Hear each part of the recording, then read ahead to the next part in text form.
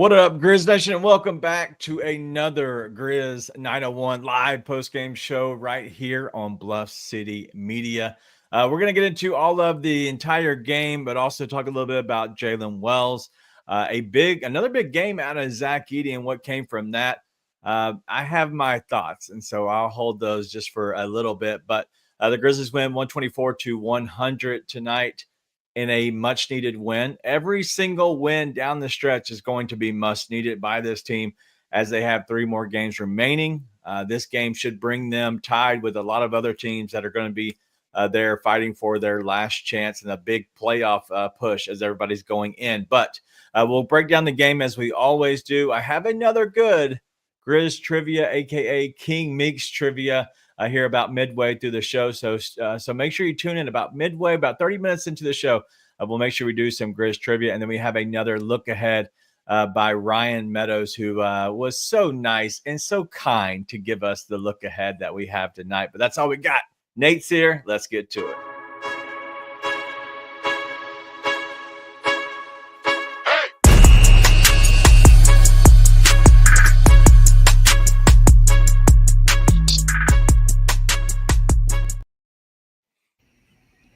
Well, hello there, sir. Hello. All right, so the Grizzlies win 124-100. It was a game that honestly got out pretty early. But just kind of off the top, man, your thoughts about the game as a whole. Let's stay away from the Wells stuff. But as a whole, what's your thoughts just overall about the game? Let's just get to the brass tacks. Professional victory. Against the team that sucks. John Morant continues to look awesome. We're going to get to a guy in a minute. We have to spend a lot of time on a certain guy, so I'll just leave it for that. Bro, that team is an abomination against God himself that they just played. Like, they're borderline make the owner sell the freaking team. You're so talking bad. About Jaylen Wells. They're losing on purpose. They continuously have no direction. Like, they just let LaMelo Ball go out and probably like he's on NBA Street or whatever. And then they lose anytime anyways. So they have this exciting young star you don't even get to watch because they're so ass cheeks. And then that's what happens when you have something like that out there. Is dumb shit like that happens to a player. Yeah. Like, again, we don't have to get into it too much. It sounds like he's mostly okay, but I'm getting to hear from Kenny, broken wrist. He's out. So That's what happens, though. Like, everybody wants to go and hate on KJ. I'm not going to sit there and just throw a kid under the bus who clearly was it a stupid play. Should he not have done it? Should he get a fine for it? 100%. But was not trying to do it on purpose. But that's what happens when you have an ass franchise like that that goes out and throws garbage out night in and night out. It's just trash. Like, the entire organization is garbage. Yeah. Like, borderline, they should be yelling at their owners trying to get them to sell the team. Like, it's not borderline. If I was a Charlotte fan, I would be trying to get them to sell the team.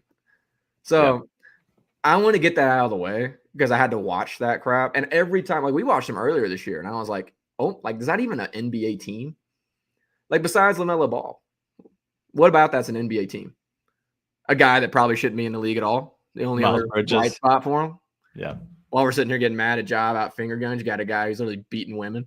But hey, oh no. All right, we'll get into the grenade of it all. That is John Morant and what he's doing now with his celebration, because I thought that was pretty funny. But just let's go ahead and get into Jaylen Wells. Shams Charania just reported here a few minutes ago that Jaylen Wells alert moving in his extremities after taking that hard fall. Was stretchered out. If you missed it, it was a clip from behind on a dunk or layup kind of type attempt on a breakaway. KJ Simpson, who, in my opinion, was just an idiot, and he made the wrong decision, got caught, and clipped Jaylen Wells. Was it a dirty play? No, I do not think so. Was it a dumb play, like an idiotic play? 100%. Like, he wasn't trying to hurt Jaylen Wells. It wasn't everything that he did after he'd completely clipped him showed me that he actually cared for him and did not mean to deliberately do it. So just I don't want any hate to KJ Simpson. If you want to call him an idiot or you want to call him a dummy, like a just was not very safe player, that's okay. Fair game. Yeah. But saying it was a dirty play on his, like that it was on his attempt, like what he did was dirty.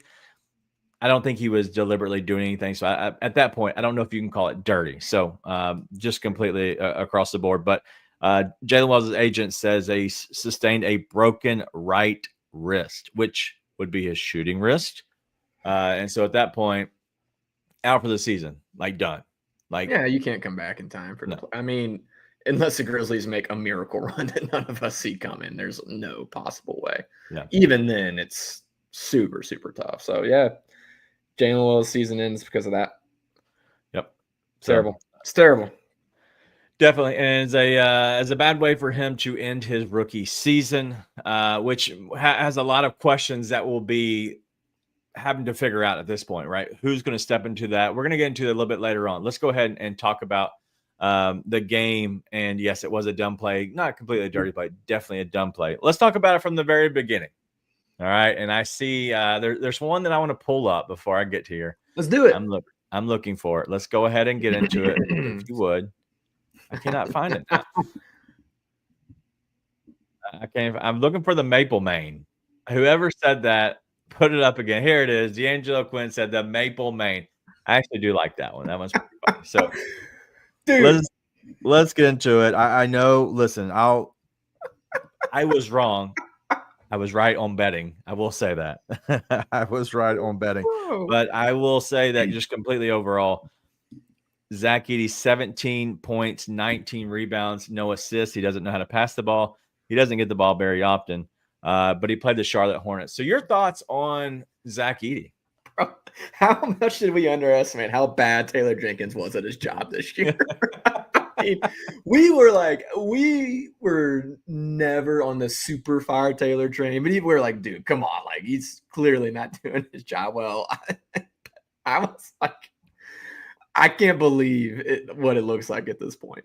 I mean, truly, like I was sitting there and I think I have been less critical of Edey than you. Like I've appreciated his development throughout the year. I'm like, man, it's not going to be this year. He's I still, and to be clear, I still worry about him against like the best teams because what happened to him against Boston, I think is what happens in the playoffs and a lot of times. But dude, he looks like a monster. And he's not doing it. Like last time we talked about it, like, okay, it was against like Jackson Hayes or whatever, which is like, okay.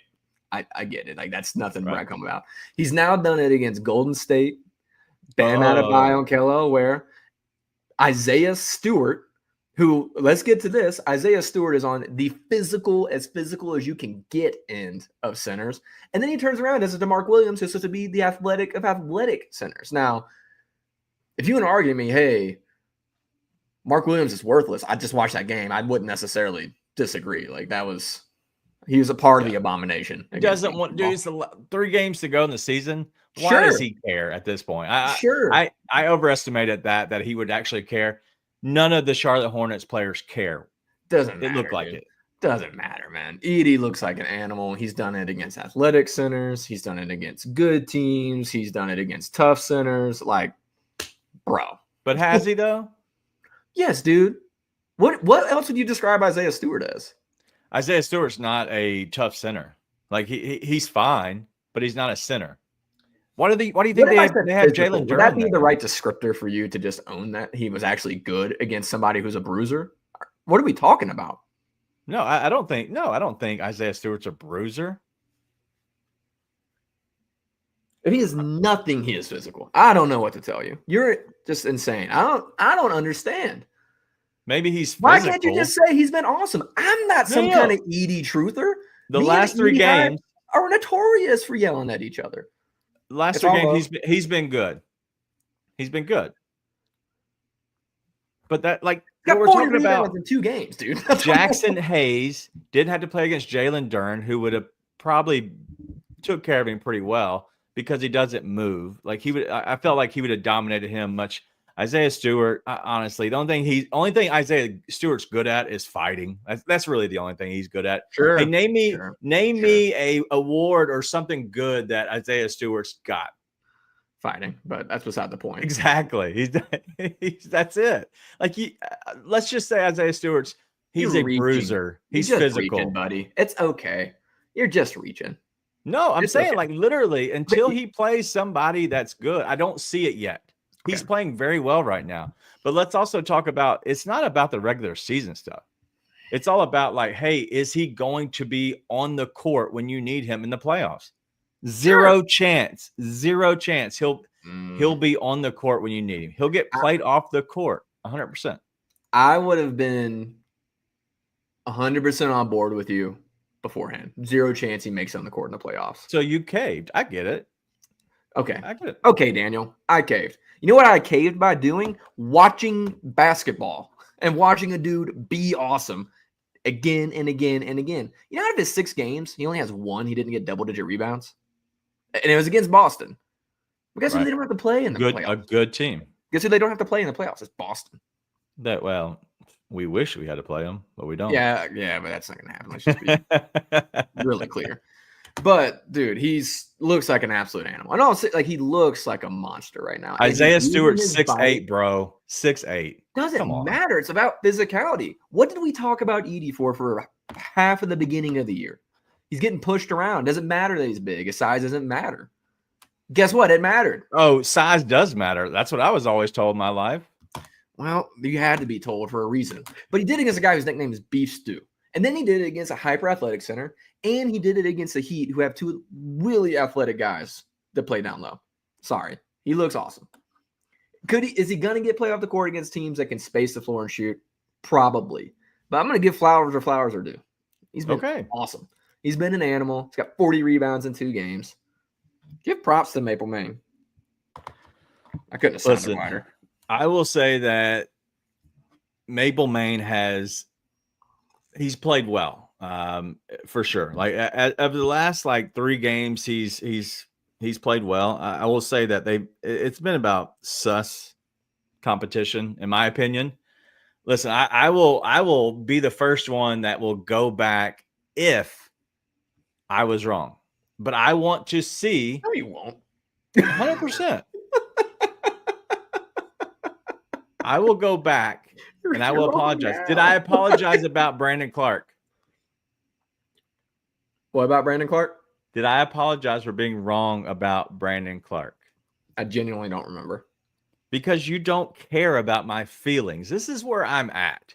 Like, I have feelings, and yes, I've had problems. It's all about girth in my life, and so that's what I've had the problems with. And so I will say that just in general, Zach Edey's been good. Yes, of course he has. For the last 3 games. But if you look at the other games, like so he had 16 rebounds against Golden State and then 2 rebounds against Boston. Like, that's because that's a playoff type competition. They're going to play him off the court. He did have 11 rebounds versus the Lakers and Jackson Hayes. But my thing is what will happen when it comes playoff time? So what I'll say is I will go ahead and say, yes, he's playing good right now. I want to see him play good against Rudy Gobert, which I think is a great matchup. Just overall, great matchup. But then you come the last 2. Going against Jokic, that worries me. I think that entire game should be written off and thrown out the window because that is an abomination of a scheduling issue. Okay. I will not unless for some reason they look and play well, I will not take to heart anything about that game. Nothing. Okay. Yeah. They did just fire their coach in Denver, but so I don't care what happens. Okay. But you also had that last game, which is the Dallas game, which could be thrown out the window as well because they could not be playing anybody. So at that point, we get to the point of the playoffs. Let's just say they make it into the regular playoffs. I would like to see 2, maybe 3 games to give a full I was wrong or I was right. Fair or foul? I mean, still a little bit foul. Come on, like we all know what can happen in the playoffs to anybody, but sitting there and saying like, hey, he hasn't looked like a completely different player the past 6-game stretch is just not true. Yeah. No, he has. And I didn't get to watch the Lakers game when everybody was going crazy about it. I watched the Boston game, which was clearly the worst he's looked. And let's be honest, Boston is a uniquely terrible matchup for someone like Zach Edey. Like more than any other team in the playoffs other than maybe OKC. Yeah. But the other games, dude, he's looked crazy awesome. So again, part of me is just wondering like how much did Taylor screw the pooch this year? I mean, seriously, like I always like, hey, Edey's just like, it's never going to be good this year. He's a rookie center. I would have said that about basically any other rookie center they possibly could have. But Jesus, maybe it was just that bad of coaching. Like, honestly, it's looking like it. It was unbelievable. So I'm excited for Thursday to see that matchup too. But all right, so Art's asking a question. One, I love Art. I love all of you. This is a lot of fun. And if I am wrong, I will be wrong, and I'm okay with that. But you know what? I'm going to go down fighting until we get a definitive answer. He says I'm waiting for him to fail just so I can say that I am right. I've already shown you, Art. Listen up, bud. No, don't take that. I'm kidding. But I was wrong about BC. Completely said that BC was not the player he is or should be. They need to figure out a way to get off of that contract, move on. He's just not going to be. I was wrong. Everybody that loves BC was right. I will say the same thing. If Edey is good in the playoffs or just somewhat playable, I will say that I was wrong. But I want to see that happen. I want to ask you the question, though, because we're on this and we're kind of already off the rails, which is always exciting for me. A redraft, and I saw this come out from Ripped Jitty at Ripped Jitty on Twitter. If there was a redraft right now, and chat, if you don't mind, do me a favor. Write in the chat yes or no. Very simple. If there was a redraft right now, would Zach Edey go in the top 5? Who went? It was Sar, Ricochet. Who else went this year? What's Shepard? Did he go early? Stefan Castle. Castle's top 5? Really? I think he might have been 6. Hold on. I gotta find this draft order. I'm literally looking for it right now. Yeah, I don't know. So it's 2024 draft, not 2025 draft, that was the issue. All right, so picks 1 through 4 is Ricochet, Sar, Shepard, Castle, Holland, Tijan Saloon, who was actually in that game tonight, Donovan Clingan, Rob Dillingham, and Zach Edey, and ended with Cody Williams, who is atrocious. Utah. God. All right, so if you look at that in a redraft, would Zach Edey go top 5? You would have to obviously move out one of Ricochet, Sar, Shepard, Castle, or Holland at this point. Okay. And then you'd potentially somebody move up in front of him. I'm going to go ahead and say no for a couple of reasons. One, team needs of the top 5 teams. 2, the fact that the teams running those organizations are 1, 2, 3 for 5 abject ass cheeks organizations. Hawks, Wizards, Pistons. I take that back. I'm sorry. I was thinking Charlotte, who drafted 6. Pistons are not run terribly. But just based off need, no, because of those teams. So Spurs and Rockets did not need a center at all. Hey, Keith's bringing up a great point here. Jared McCain, who I loved, awesome. McCain, by far, is going to go in the top 3, I think. I think Jared McCain was so good. I think he could easily go in the top 3. Stefan Castle, who's been awesome, will probably win the Rookie of the Year, I'd assume. Buzelis, who has been really good. He's playing right now for Chicago and is playing well. It would be very, very tough if Edey got into the top 5. You know where he'd go? He'd go 9 to Memphis. This is exactly where he would end up going in a redraft. And then Jerry. Hateful Jerry. He's playing great here right now. Just Jerry. Yeah, he's going 9 to Memphis in redrafts. That's exactly what's happening. I hate redrafts. I'll be honest. Stupid and boring. I hate redrafts. All right. Beside the point. There's another reason Edey's look good. One, he's learning how to use his body like we were talking about tonight, just to give him props again, sealing off, getting the paint. 2, team defense has looked night and day better as well. Shout out to Taylor Jenkins.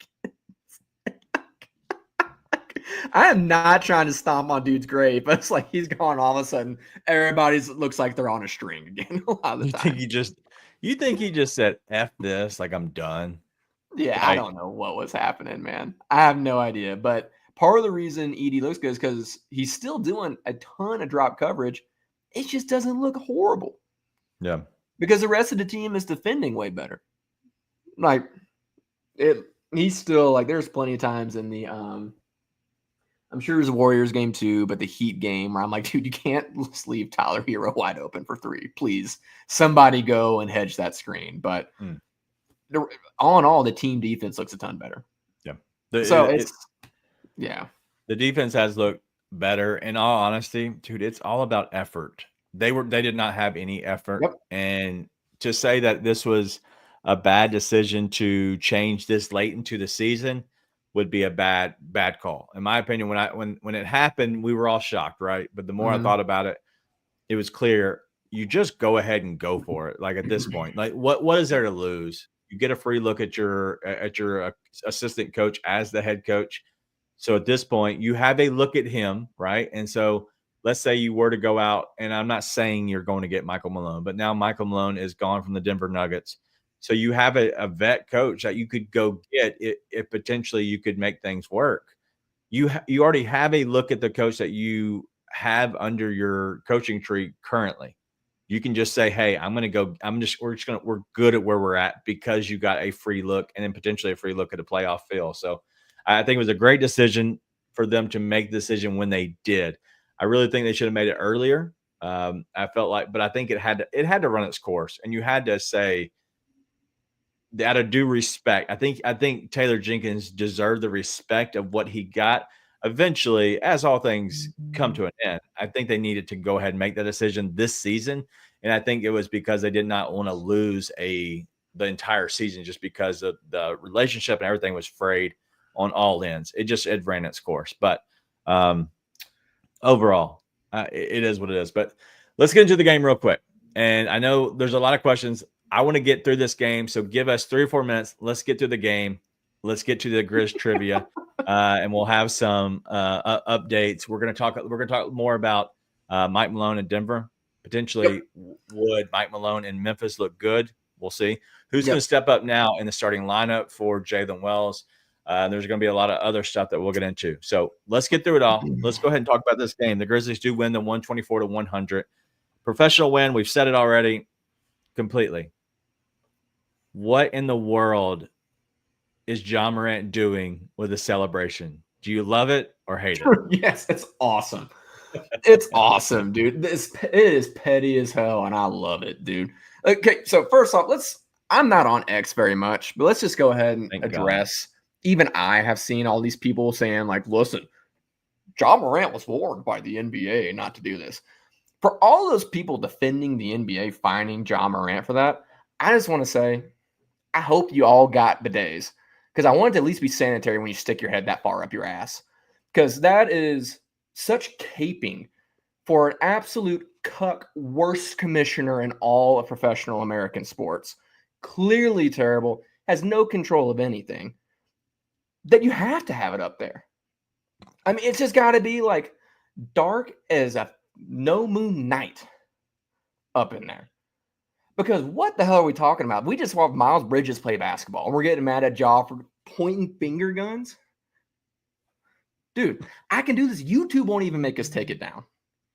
Like, what are we talking about? It's insanity. It's so stupid. So the fact that he turns around, and I know so many people are like, dude, he did after the first 3, he's throwing it in the league's face. He should throw it in the league's face. I don't care. And in fact, he comes out tonight and he's throwing grenades into the crowd is incredible. It's incredible, dude. I love it. I love every last bit of it. Let's expose Adam Silver for what he is, which is the worst commissioner in American sports. Anyone that thinks Roger Goodell is worse than Adam Silver, not paying attention. Dog. It's crazy. It's crazy. All these people doing offside. Draymond has assaulted like 3 different people on an NBA court. Yeah. Like we're sitting here getting mad about this. Yeah. What do you say about the players that are defending the NBA and their actions of, hey, we're going to say it's okay that Adam Silver is targeting one player. It doesn't matter if the other player. Like, what do you say about former players coming out and backing the league instead of a player and Ja? I'd say the same thing. It's dumb. And here's why it's dumb. You're only doing it to one player. Yeah. If you want to sit there and say, like, oh, David Stern wouldn't allow it, David Stern wouldn't allow anybody to do that. That was the difference. Yeah. David Stern had control over the league. David Stern would not let anybody do it. What he's not going to do is say, hey, 2 of these players did this. We're going to quote unquote warn them both, but really we're just warning one. And they both do it the next night, and we're only going to find one of them. They both did it the next game on the same night on the same TV channel. And it's only one of them gets fined. Nah, dude. No chance. Don't care. It's ridiculous. Well, Ja is now doing the full, after he hits the 3, the full pull the pin out, throw the grenade, and cover the ears, which the covering the ears part is the funniest part to me. Like, in general, like, that is the funniest part for me. And so I enjoy that the most. But I love I love being petty. It's probably my favorite thing in life is to be just a little petty. But I see nothing wrong with it. There's no way they can say anything about it. He has no interactions with grenades. I don't think there's ever any issue with a grenade. And so if they were to say something bad about this, then we're talking about a complete targeting that he should rebel against completely. Like this, it would be going so far to one end or the other to say that he was doing something wrong. But on the game, let's wrap this up pretty good. And honestly, I don't know what else we can do on this game besides it being a good win, professional win. The guys played well. They looked like they didn't really care. Like, it was fine. Like, they were just out there having fun. The Hornets did not want to be there. I get it. But in all honesty, I think it was a good win. Nobody really stood out. Zach Edey stood out 17-19. Ja, 28 points, another good win out of him, or a good game out of him, and nobody on the Hornets side. So wrap it up on a bow. Put it in a bow, wrap it up, send it on its way. Final thoughts about the game tonight. 124-100 win. Good win. Prayers up for Jaylen Wells. I hate it. I just hate it. But great win, all in all. Yep. All you can do is say go and beat that team by about 1,000, and they did. Yep, I feel you. All right, but real quick before we get into the Grizz Trivia, what do we have? It is an update. We got a update on the games that are playing right now. The Timberwolves and the Bucks. 3 minutes and 35 seconds. The Timberwolves were up huge on the Bucks. Oh, really? Really? They are now tied at 97. The fourth quarter, 27-7 run by the Bucks. And so now it is tied. 3 minutes to go in the fourth quarter. In Milwaukee, Minnesota and the Bucks are tied. So that's one game to watch. Another game to watch is the Lakers and the Thunder. The Lakers are tied with the Thunder. Nobody thought LeBron or Luka was going to play tonight. They both are playing. It is tied 108 with 7 minutes to go in the fourth quarter. And the Warriors and Suns just started here shortly. So those are the 3 games that we're going to be watching, and we will not be able to be around for the Spurs and the Clippers. I expect the Clippers to handle business. And so we'll get into all of that and much more as we continue this show. Yes, sir. I just want to pull this up. Allen with the what other player was suspended for gun violations? I'll wait. Malik Beasley, who went to prison for it and did the same celebration the other night. There we go. Sorry. Second, I'll wait. Just wanted to make sure that I did get to Allen's question there. Luka got ejected? I'm just looking here. Thanks to John, Courtney, and Keith. Luka ejection. No idea. I assume that sounds great. Yeah, that's not mad about that. Yeah, not mad about that at all. But the only thing is, if you see the Lakers winning, I'm torn. I kind of want the Lakers to win because if the Lakers win, it keeps them close enough to the Rockets to make the Rockets have to play. The Rockets are very important into this final 3 games is because the Rockets being a really like feeling that they have to win to keep the Lakers off of them is very important. It keeps them winning and playing big games down the stretch, which is important to me because they have teams that we need them to beat. And so they kind of phone it in, take their foot off the gas. That could be bad for the Grizzlies because they could give up some potential losses that we would hope for these other teams. So we'll get into that and we'll kind of keep watching this game. I assume we'll be here as the Lakers and Thunder end, and then I'll keep us up to date on the actual Timberwolves and the Bucks. But let's go ahead and get into our favorite segment, and that is Grizz Trivia.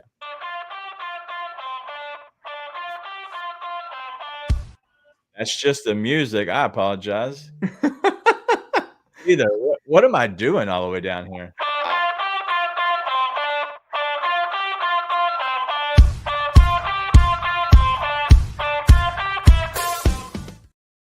All right, that is definitely not the professional one. All right, go ahead and read it off for me. I'm assuming this was a joke, and I just wanted Alan to actually make me laugh. So I appreciate the levity at the end of that. But go ahead, let's get into your favorite thing. All right, let's get to it. All right, the Grizzlies have 5 players with a usage percentage of 19% or higher on the season. Who are they? And if you want to have some explanation on usage percentage or a usage rate, estimates the percentage of a team's possessions a player is responsible for ending with a shot, turnover, or a free throw attempt while on the court. So going back to it real quick, the Grizzlies have 5 players with a usage percentage of 19% or higher on the season.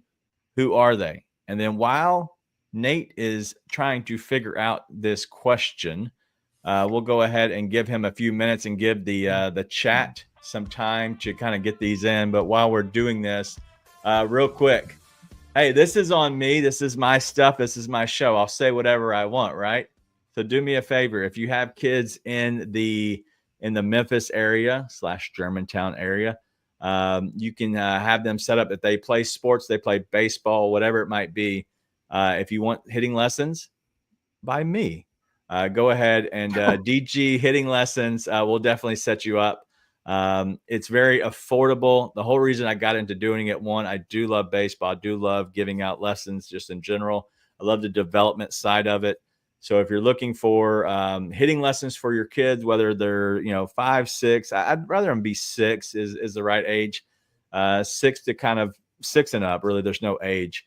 I have some 13 and 14-year-olds that are doing lessons by me as well. But go ahead and go to calendly.com/DG hitting /30.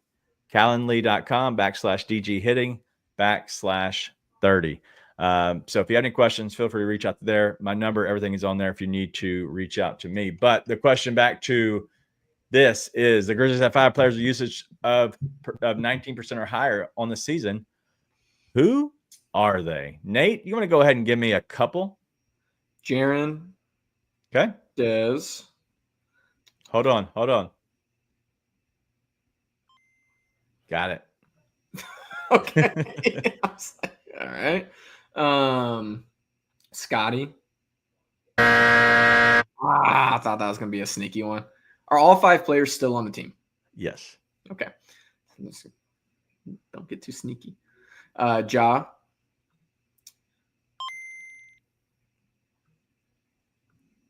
Santi. No way. All right, so you have Ja. Turning it over or shooting. You have Ja, Jaren, and Dez. Scotty's not on there. Wells. And Santi's not on there either. They're all. Don't be mean.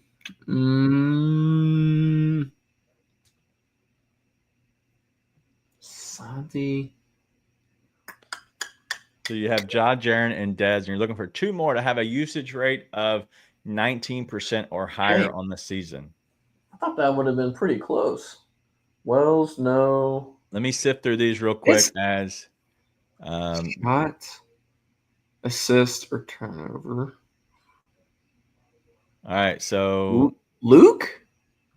I don't see anybody has No way. nobody has it yet. A lot of people have guessed Santi and Pippen just like you have.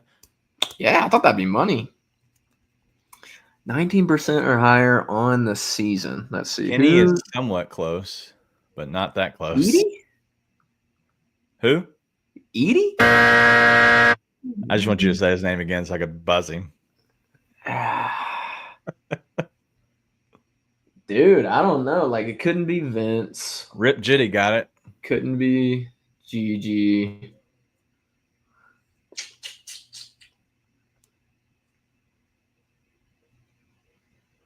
Dude, not BC. I got no idea. All Wait, is this a percentage of the time the player's on the court? Is this by the time the player's on the court, or is this overall? So, okay. So then Jitty, if Rip Jitty got it.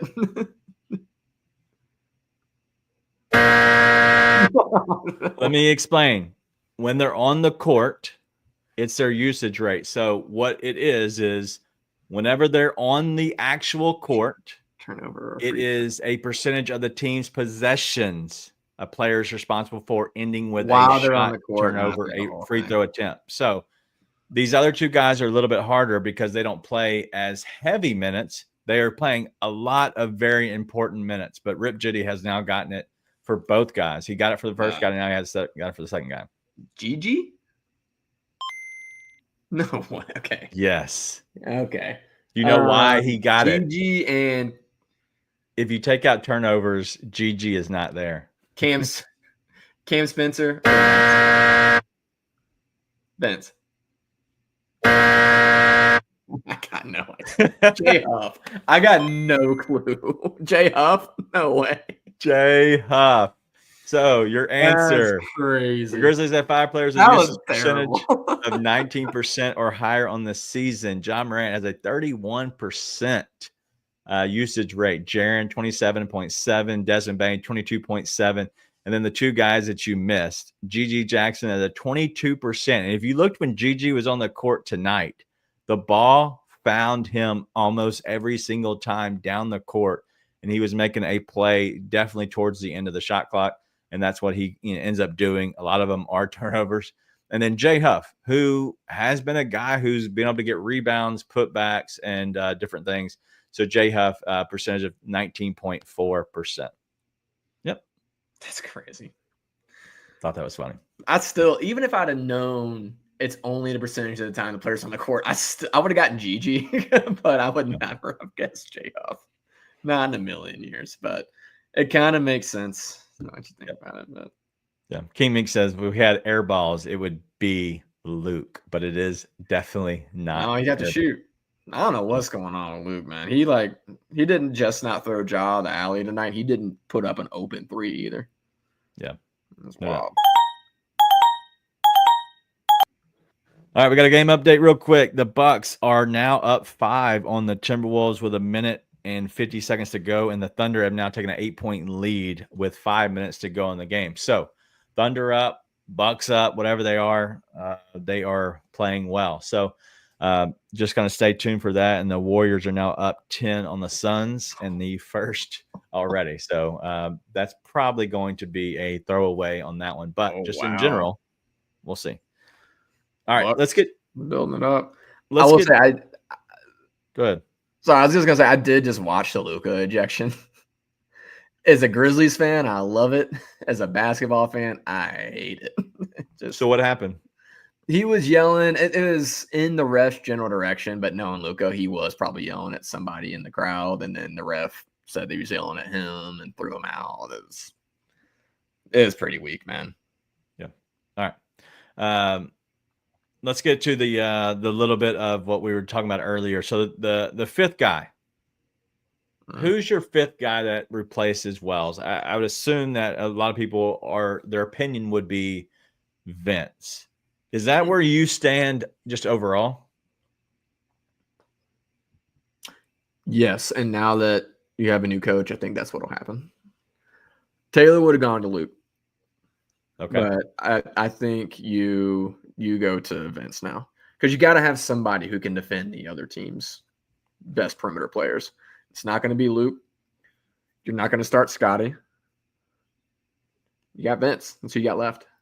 Who, by the way, should be a great defender. He hadn't looked like himself most of the year, but you got a chance to go figure it out now. Yeah. So they went straight to John Conchar tonight.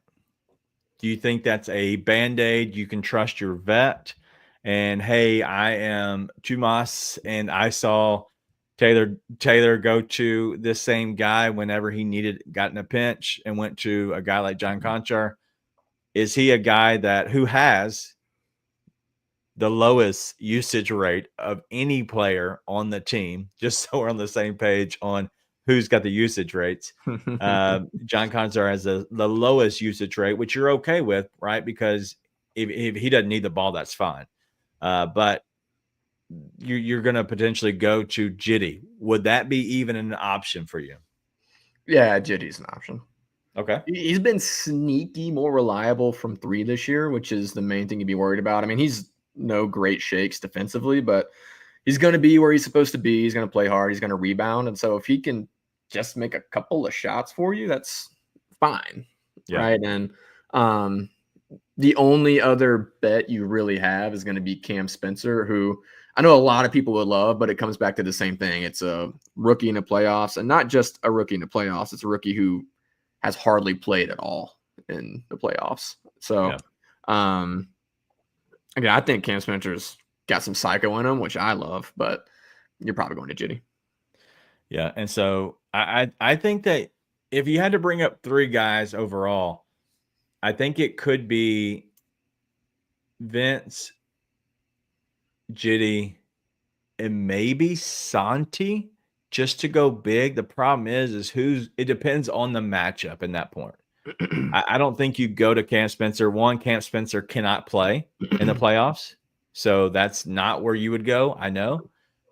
So unless they were to get rid of somebody off of the roster, then they're not going to go to Cam Spencer because he is not going to be on the playoff roster. He's not going to be eligible just in general. And so just to kind of explain that to everybody, if you're on a 2-way contract, you cannot be playoff eligible. So at that point, he would have to have a real contract. I didn't even think about that. Yeah. That's why they pay me the big bucks right here. But I will say that I think Conchar could be the guy. The problem is like it depends on who you're going against. I think Conchar is a guy that you could go to, play very limited minutes, rely on your other guys if you need to, and he only gets 12 minutes a game. Like that could be an option. So I'm curious what everybody else thinks, because I think this is a potential with how they go moving forward. And Lamar Stevens right here, that somebody said Lamar Stevens as well could be a great. Lamar Stevens could be a guy that you put into the starting rotation, and so very good. And so anyway, so that's my thoughts. I think Lamar Stevens might be up there above Edey for me. Maybe it just depends on what you're looking for. So yeah. I think you go Vince, probably Vince, Edey, Stevens, but Santi, like you were sort of saying. But I think Vince starts. I don't know what other option you have, because you can't stick Santi on SGA, which obviously that's pretty extreme. You don't really have anybody. Not many people have anyone for SGA, but you can't do that, right? Or Conchar. So, I think you go Vince. Okay, it's pretty cut and dry, honestly.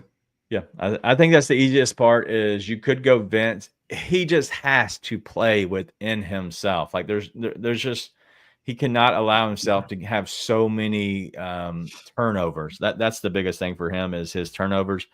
Once he can get that under control, I think this is the guy that can be honestly in your rotation moving forward. If you go with Vince, that does still shorten up. The problem is like you have three guys off the bench. If you're going 8 deep just overall, you have Santi that I feel confident in. Scotty, who would be your third guy? you go Luke if you need him, like if you really need offense, or do you say, hey, this is plug and play? I might go Luke some nights. I might go with somebody else some nights. I don't know what direction to go. You gotta, I mean, you could try going Stevens or Huff, but you really got to try and just get Luke going. Part of the reason why it's a shame that he wouldn't shoot when they're up like 30 tonight. Like, he's got to find a way to start putting the ball in the bucket again. Because otherwise, you, like you said, only have 7 players you can super rely on to do much of anything. Yeah. Right? Like, as much as Lamar Stevens was awesome for the Grizzlies last year, he hadn't been able to replicate that this year. And he's got pretty limited minutes. But yeah, at the same time, it just hadn't been there. Like, Luke's the only other guy you look at and you say, hey, this guy can really give me something. And he's not. Yeah. You know, you got to be able to make some shots, man. You got to be willing to put them up, too. It's crazy right now.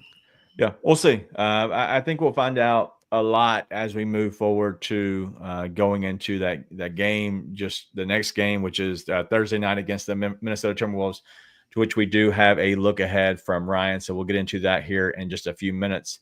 But before we get there, Nate, Hi. We have an update. The Bucks have now won. They beat the Minnesota Timberwolves, and so now Minnesota, who was tied for the Grizzlies, who the Grizzlies have an actual tiebreaker. That game on Thursday, if you do lose it, at least you have the tiebreaker head-to-head. It still hurts you because you're going to be completely in the middle of everybody else that's tied, and that hurts you every single time. So hopefully, if you were to win that game Thursday, I think that's a good chance that you're now up, and no matter who's tied, you might lose those tiebreakers, but you will not slide lower than the Minnesota Timberwolves. So if you can win that game, you will stay ahead of them as long as you were to split one of the last 2 games, because there's no way they could catch you at that point. And so that's where you could lose both games and still be okay. So either way, you won't slide past Minnesota as long as you're up above them. Yeah, you need to be 1 win above them. You carry that tiebreaker with them just overall. So just kind of stay tuned. And then the Thunder are now up 133 to 116 on the Lakers with a minute and a half to go there in the fourth quarter. So both those games are done. And then the Warriors are up 10 on the Suns. All right, since we're talking a little bit more about going ahead and talking about that Minnesota game, I do want to go ahead and get to the look ahead. The look ahead is from Ryan. He's helping us out as always. And no, this will not be a blowout, King Meeks. Spoiler alert. Let's look ahead to Thursday night's home matchup for the Memphis Grizzlies against the Minnesota Timberwolves. As of recording this on Tuesday, the Grizzlies and the Timberwolves we know are tied record-wise 46 and 32, and it's essentially the same in every other stat category. These are virtually identical teams stat-wise. Pretty much similar shooting percentages, effective field goal percentage, 3-point percentages, offensive efficiency, you name it. They're basically the same team. The 2 main differences between these teams that will probably show up in this game: 1, the Grizzlies are the fastest paced team in the league. The Minnesota Timberwolves are one of the slowest paced teams. On the opposite end, the Grizzlies are one of the, at least recently, worst defenses in the league, and the Minnesota Timberwolves are one of the better defensive teams in the league. So the Minnesota Timberwolves have been giving up about 109 points per game this season. So let's see, in this super competitive battle for seeding to get out of the play-in, let's see who wins the battle of pace versus team defense. And if it's just a bad shooting night for the Grizzlies, both these teams could have bad shooting nights. But if they play about even, which records and all their stats indicate, let's see if the strength of the Timberwolves being defense is what holds this on for them to win, or if the Grizzlies can outrun and gun them and pull out a victory and get out of the play-in scenario for now. King says, Ryan, sounds like a Clear Eyes commercial. Dry eyes. I was thinking about that commercial the other day for some reason. All right, so let's get into a little bit. Before we do, let's take a step back real quick. Titan MVP gave a super chat. I guarantee, as always, we'll prioritize these chats. So Super Chat, Titan MVP, always our MVP here. Just wanted to drop by and say hello. And if some people have not heard about Jaylen Wells, he does have a broken right wrist. Somebody in the chat said that they could return potentially 30, 40 days from that moment. I don't know how in the world he would be able to play this season at all. The Grizzlies would have to make a big run. And at that point, you're bringing a guy back from a broken wrist, his shooting wrist. A lot of that would be a complete issue. So at that point, that is where we're kind of having to pretty much just write him off. So him and BC off, done for the season. So you're losing two guys that are in your top 8 rotation. But as always, Titan MVP, thank you so much for your super chat. I promise this is really it helps us. It helps the show. And speaking of helping the show, I did see somebody put this up, so I will make sure I share this. But we do have what's his face? God, what is his name? Black Ninja DJ came by, said he hadn't been here in a while, so I just wanted to make sure and say hello to him. But somebody was asking about the show and where it's going. I think it was Lauren that said she's upset that the show could eventually be gone. Just to kind of shed light on it, if you have not heard, our potential is we do not have a contract for next season. And it's not really Bluff City Media's decision. It is me and Nate's decision, just so everybody's clear. It has nothing to do with Bluff City Media. If for some reason let's just say the contract's a different contract for next year, then 100%. We will definitely, we would be back if it was to where we want it to be. The problem is we don't see how it's going to get there. It's not been there. And so at that point, we're making this decision for our family. And so we've already both had conversations with our families, and we don't want to prioritize this over them. And so as our kids get older, we want to spend more time with them, but also be fair to our wives, right? And make sure that we're helping them off as well, and especially at nighttime when kids can be a little cray-cray. And so if for some reason it does turn from just more of a hobby to more of an actual real job, then yes, we'll make that decision and we will be back. But at this time, we want to share that with everybody that we do not expect to be back, because we don't expect to have the contract that we're looking for. So nobody, no ill will, no ill feelings. I love Kenny. I love Bluff City Media. But as of right now, that's the plan. So anyway, sorry to give that. I just wanted to share that because I saw some people in the chat asking about it. The Minnesota Timberwolves. How do you see the Grizzlies playing against them? Because they do have Rudy Gobert, they do have Anthony Edwards, they do have Naz Reid, they do have Julius Randle. Do you think the Grizzlies match up well, which the Grizzlies have beaten them 2 out of 3 games this season so far? Do you expect them and like them to in their matchup against Minnesota? Yes, if they're locked in, which they have been.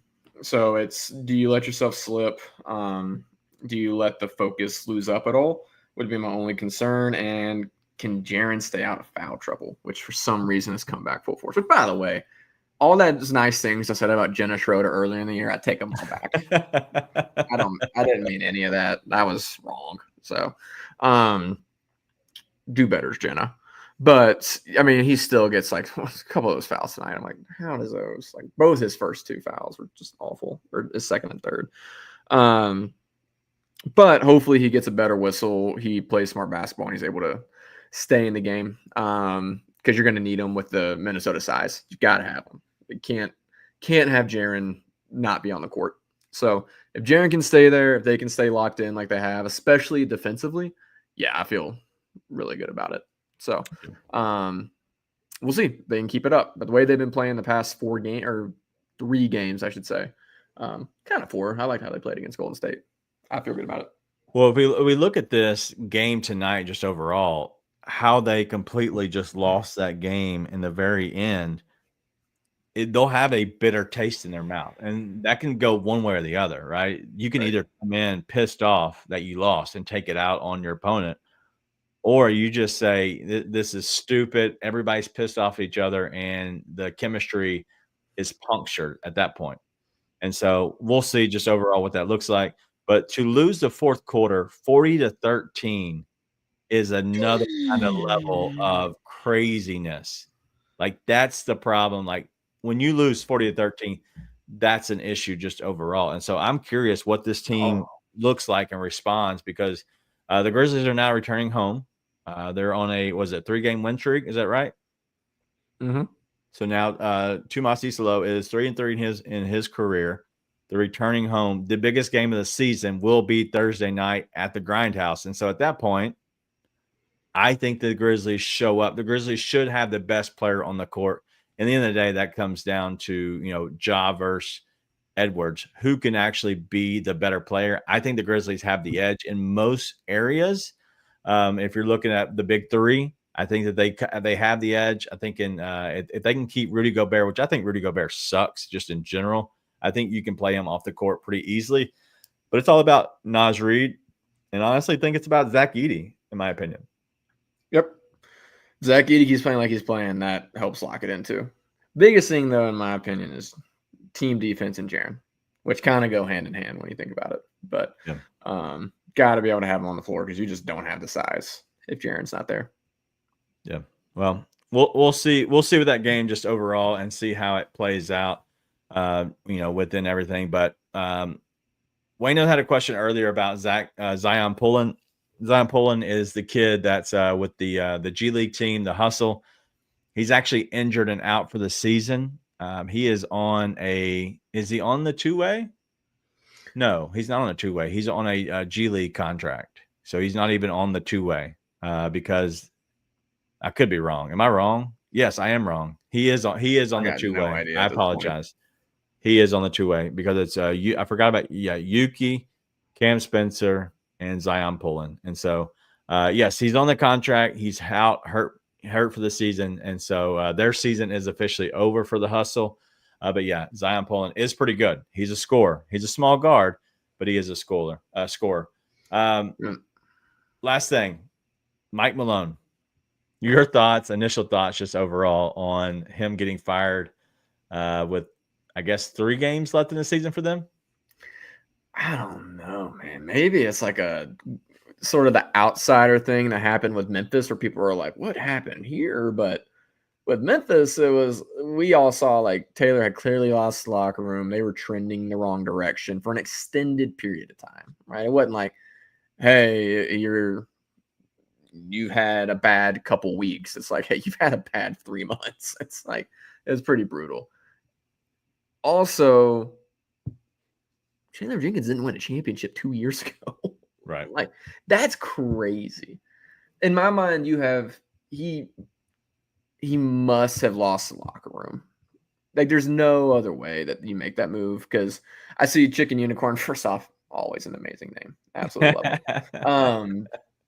You disagree with the owners.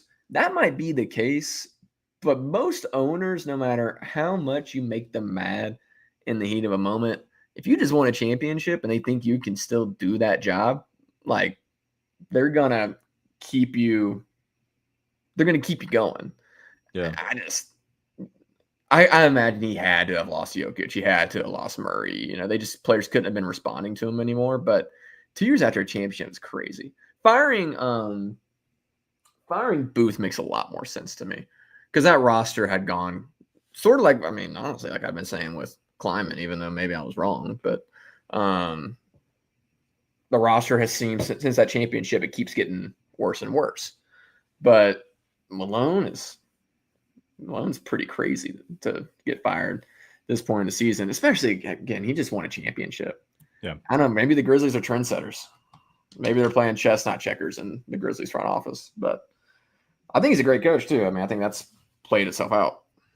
Well, from my understanding, him and so Calvin Booth was having issues just overall with Mike Malone. Mike Malone was having issues with Calvin Booth. And so at that point, we're talking about 2 guys who disagreed on a lot of things. And you have to be able to say, hey, like, they just had issues. Like, that's the biggest thing. And so they had beef, and they couldn't get past their beef. And so because of that, I think the owner finally said, all right, I'm done with you, dude. Like, I'm not going to put up with this. And so I think that's what it comes down to just overall. So we'll see. But they fired them both. Correct. So Calvin Booth was a lame duck GM. Okay, so he was not.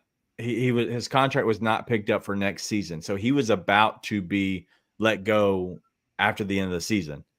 Because of all the riff that was coming up, they decided we're going to get rid of both of you, because they were letting go of Mike Malone. They went ahead and just said, hey, we're getting rid of Calvin Booth as well this late into the season. What happens is, like, there's so many scouting and everything that's taking place right now. Like there's different things, right? There is the operation side, there's the player side, right? And so they're playing the games, but behind the scenes, they're getting ready for the draft. And so there's a lot that's happening and taking place for next season. That's a whole nother side of the business. And so because of that, the GM is very important. So what you'll see is they're probably going to hire a GM within the next few weeks, I would assume. And at that point, that starts taking the level of next year, and it has nothing to do with this season. This season is done. Like it's cooked. Like whatever happens, right? The GM can't affect it. But the GM can affect it going forward. So that's why they went ahead and made the decision to get rid of both of them at the same time. Yeah, I understand getting rid of Booth. I don't really understand getting rid of Malone. This doesn't make much sense to me. But listen, there could be plenty that we haven't seen. Like, I don't pay much attention to the Nuggets night in and night out. So maybe there's something that I just hadn't seen night in and night out. Yeah. All right. Well, last thing we'll do is give an update here on our guy, and that is Jaylen Wells. And so obviously he does that's on his Instagram. He says obviously he does have the broken wrist. You can see it there in the picture. But he does look a little banged up just overall. And so that's an issue. And so no, that's not Jaylen Wells crying. That is Nate's kiddo crying over there. Thankfully, I do not have one of those. Oh, sorry. Usually you can't. That noise doesn't reach here. Sorry about that. Yeah, he's having a bad moment. Yeah, no, I understand. But anyway, that's it for the show. I hope everybody's had a good time. Nate, have anything that you want to say before we get out of here? No, excited for Thursday night. It's the first time that I missed Grizzlies basketball in a while when we had that 2-game hiatus. I was like, man, I missed the Grizzlies playing, which has not been the case all year. So excited to get them back on Thursday night and get some more celebrations. All right, that's all we got. Thank you all for joining us. As always, we got a little double dipper Thursday and Friday night before we get into the weekend and hopefully a big win on Sunday, the last home game of the year. But Thursday night at the Grindhouse, make sure you show up if you have the chance to get to the game. It's going to be a great one because it has so much playoff implications that are going to be happening.